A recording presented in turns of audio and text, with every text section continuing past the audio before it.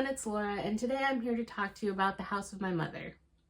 So I will be the first to admit that I somehow seem to have, by and large, missed a lot of famous YouTubers and internet celebrities. I never really was into anybody like Shane Dawson or Mr. Beast or Gabby Hanna or James Charles or Colleen Ballinger or anything like that. And I never saw the people who were the first big YouTube stars that came over from Vine. I remember Vine, but I didn't know any of the celebrities. So the whole host of problems in the past years that have come up with some of these big internet celebrities, I normally have to start off my little rabbit hole dives is the wait who? And so when the news came out that there was a famous YouTuber, Ruby Franke, who was arrested for child abuse, and that she was from the hit YouTube channel 8 Passengers, I had no idea who they were talking about. So if you were like me and are unaware, there was one of the kind of first big family vlog channels was called 8 Passengers, and it was with the Franke family. And Ruby Franke was the mother, and she was kind of in charge of the channel and the one filming, and then her husband, Kevin, and then they had 6 kids, so hence the 8 Passengers. And they were in Utah, they're a Mormon family, and they kind of were famous for showing their strict parenting style. And then they started being called out for some of their problematic decisions. And after one too many of those had shown up, they kind of went dormant. And Ruby Franke went off the rails. She ended up hooking up with this other person, Jody Hildebrandt, who used to be a therapist, but had gotten her license revoked. And so she ended up starting her own business where she was like kind of a life coach, so giving therapy but not really giving therapy. And they were hosting workshops together, Ruby Franke and Jody Hildebrandt, about strengthening marriages and the right way to run a family and live in truth was a big thing. And it turns out that they ended up harming the 2 youngest Franke children, and one of them ended up escaping imprisonment from Jody's house, running to a neighbor's house. He was emaciated. He was showing clear signs of having been held against his will because he had duct tape around his wrists and ankles, and he was just asking for water. So the neighbor, being alarmed, called 911, and that's what kind of broke this case all open. So that is a vast overview of what brought my attention to the Franke family, and then seeing all the videos that have been made. And I'm not always interested in internet drama, but I went down the YouTube spiral hardcore with this one and watched a lot of different videos talking about the situation from iNabber and Swoop, and just seeing a lot of the coverage and just seeing how awful Ruby's parenting was, even just to begin with some of the clips that were on the 8 Passengers channel.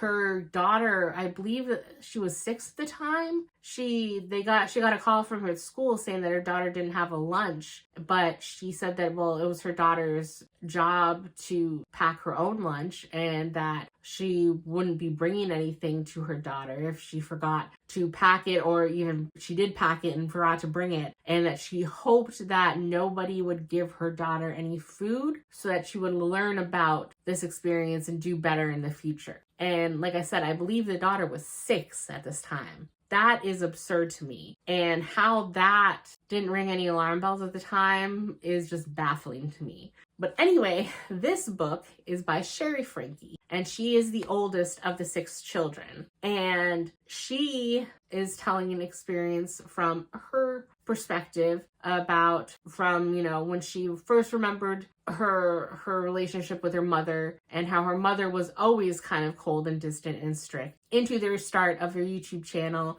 and how things escalated and how awful it was where their family became the business. And she knew everything was transactional, and that she wanted to be on her mother's good side, and she wanted her mother to love her, and she felt like that was conditional on going along with any of Ruby's whims for this. So Ruby wants to try waxing Shari's eyebrows on camera for good views. Sure. You know, Ruby's gonna want to have this emotional fight resolved on camera for views. Well, that's how she's gonna know that she will be able to go and do an extracurricular of her choice. Or, you know, like, it was very transactional, and that's just seems like an awful way to live. So she shares that, and then the whole situation with Jody Hildebrandt. And I think she was very considerate of her siblings, because as of now, Shari is the oldest and Chad is the second oldest. They're the only two that are above 18. So she doesn't mention any of the four youngest siblings by name or really go into any detail about anything affecting them or any situations. And she does talk about a few instances with Chad, but she apparently had sent it over to him before publishing and asked if he was okay with that stuff being out. And so he did kind of proofread and give his permission. And she says that their lives have been online enough, and that if any of her younger siblings want to someday come and speak their truth or tell their version of events, they're free to do so, but they don't need to be exploited by her in any way. And so what she's just doing is telling her feelings and her recollections of how things were. And I really respect her for that. And I think that's a very honorable take, and really in line with how she has come out very publicly against family vlogging channels and wants stricter legislation in the government. And she's petitioned for Utah to uphold stronger laws with that, and that by protecting her youngest siblings this way, I think it's very in line with what she's publicly saying. So she's not only talking the talk, she's walking the walk, which I appreciate. The consistency. So I won't go into too much details, but I do feel very bad for her, because basically from a very young age, she didn't feel loved by Ruby and felt, like I said, everything was transactional. And the only way that she would eventually be friends with Ruby and feel loved was when Shari grew up to have children of her own. Because I know it's very important in the Mormon faith to have a loving family and to have large families, but the Franke family seemed to warp that as she's only worth knowing and loving once she's become a mother and started having children. And I just can't imagine being like a young 4 or 5 year old and that's already ingrained in your head. And then things got worse with the 8 passengers. And like I said, she basically went along, and she was a very goody two-shoes almost during the 8 passengers fame, and she was ostracized at school. No one wanted to be her friend anymore, but she put up with it because what are you going to do? That's your family, and that's how you have the money you do and the house you do. And so she put up with it, but she didn't really like it. And then when Jody Hildebrandt came into the picture, everything got worse. And Shari was having some mental health issues, and I believe she's been officially diagnosed with OCD. I think they said it, what is it? I forget the term now. When it's like a specific form of OCD that is tied with religion, but she also had suicidal thoughts of 1 or 2 points. And so she wanted to see somebody, and she did. And one of the few times where her father actually stood up to Ruby and agreed to get her therapy, she felt that she was finally being heard. She was making good progress with her therapist. And as part of the therapy, she said she didn't want to play piano anymore. She never enjoyed playing piano. The only reason she did play piano is because it was so clearly important to Ruby, and she was taking,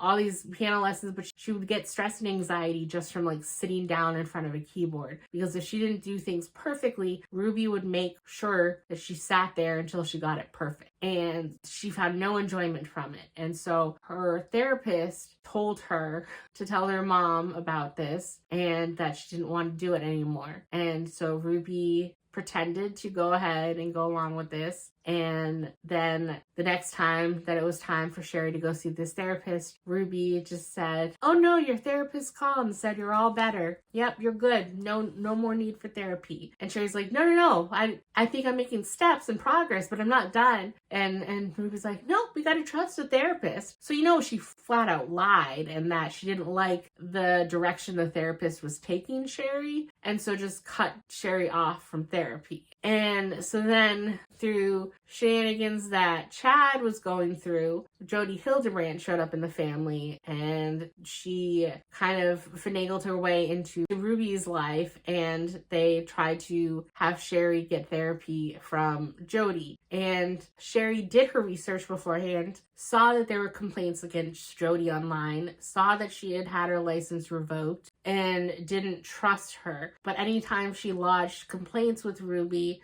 or her family, it just fell on deaf ears. And then Jody would come back and say, "Oh, I hear you've been telling lies about me." And so eventually she had to sit down and have sessions with Jody, because one of the few joys that she felt was in her extracurricular activity. It was the track team, I believe. And they threatened that if she didn't sit down with Jody, that she would be done with all her extracurriculars. And they had already pulled that on Chad, and he had been, I believe it was football, and he had been a very skilled player. He had hopes of getting a scholarship and getting recruited for college, and he didn't fall in line because he was the rebellious wild child, and he didn't fall in line fast enough. So they took away his sports. So they completely ruined that avenue of school and athletics for him because he didn't fall in line. So having seen that example of Chad, she agrees, and she ends up falling down her own rabbit hole of drinking the Kool-Aid with Jody, and falling into the connections rabbit hole where it's very cultish, and they have all their own language about living in truth and how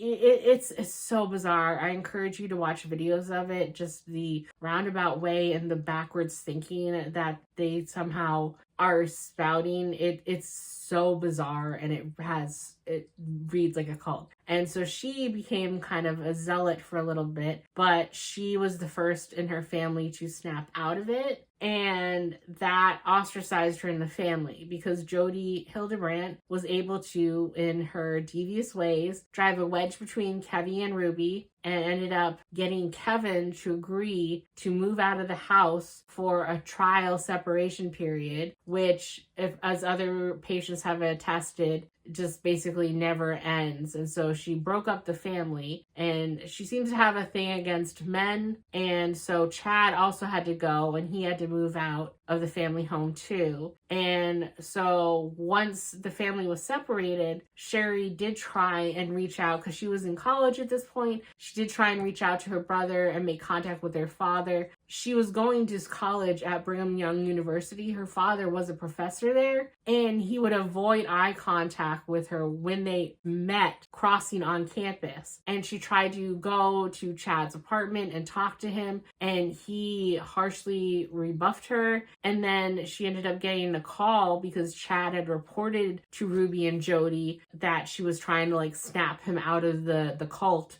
And so she was just basically completely ostracized from her family because she had drank the Jody Hildebrandt Kool-Aid. She also had basically run away with her talking about truth and lecturing her few remaining friends. So she was basically alone, trying to save her family and stop what she clearly saw. She would go to the police, she would go to social workers, ask them to check on her younger siblings, and it was just a very heartbreaking story to hear about from someone that lived it, because it was bad enough just watching these videos and see what was publicly known already, but to get the insider scoop and just how dark things got for her, I just feel so bad for her and the other kids in that situation. And I do know that there's currently, I believe it's on Hulu, there is a special that I wanted to see that have interviews with her, Chad, and Kevin. And if anything, the only thing is I'm kind of upset is that the public, for the most part, seems to have forgiven Kevin because he was no angel in all of this. He was right there with like a lot of the 8 passenger stuff, letting Ruby do whatever she wanted. And the fact that he just was so spineless and didn't do anything for Shari when she was making desperate pleas to him in certain situations. I don't know the mind warping that you'd have to do to just completely give up on a child like that and how brainwashed he was. But she doesn't seem to fully forgive him either, because she doesn't call them, she uses Ruby and Kevin in the book. So, you know, a few times when she's reminiscing, she'll have called them mom or dad in the situation, but like currently she refers to them as Kevin and Ruby. And in her darkest hour, she did become close to another couple that she somehow knew, and she retreated to them in their house in her darkest times, and she has taken to calling them mom and dad because they've been the ones that have basically given her unconditional love and support through a lot of the hardships that she's faced. And so it's just sad how messed up everything is. But I'm really glad that I did give this audiobook a listen. And if anyone has been interested in this, I would highly recommend listening to it. And I haven't watched the Hulu documentary. I do hope to at some point. I don't have Hulu, but I do hope to find a way to watch that at some point. But I haven't yet, so I can't recommend how good that is or how, if it's biased in any way or not. But this book, I think, gave a very interesting perspective. And if you're at all interested in more information on the situation, I would recommend it. I gave it a 5, and I think that's all I have to say. I've been yammering on long enough about this book. So that's it for this video, and I will see you in the next one. Bye!